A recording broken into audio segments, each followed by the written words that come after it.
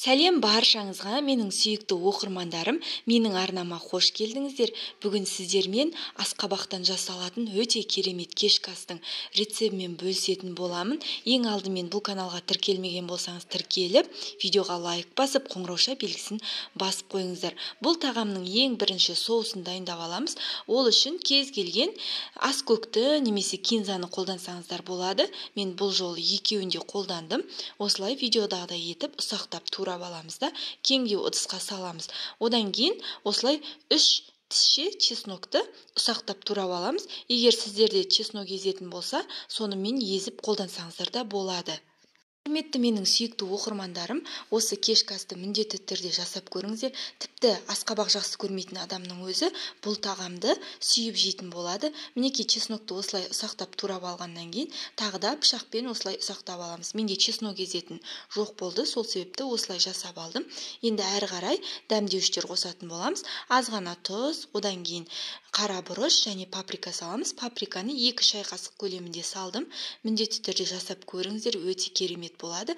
Одан кейін кез келген пайыздық қаймақты қолдансаңыздар болады. Мен осындай 4 ас қасық қолдандым. Яғни біз асқабақты қаймақты соуста пісіретін боламыз. Өте керемет, дәмі енді ерекше болады. Міндетті түрде жасап көріңіздер. Мінекей біздің соусымыз дайын. Әрі қарай енді асқабақпен жұмысымызды жалғастыратын боламыз. Дайын болды. Осылай дайын күйінде бөлек қоя тұрамыз.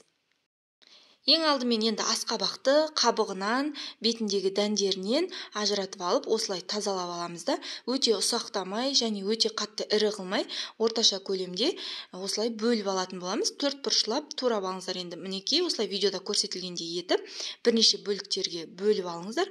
Қыздар, егер осы каналға тіркелмеген болсаңыздар, каналға тіркеліп, қоңырауша белгісін басып қойыңыздар, және де өз құрбыларыңызбен бөлісіп қойсаңыздар да болады. Асқабақ дайын.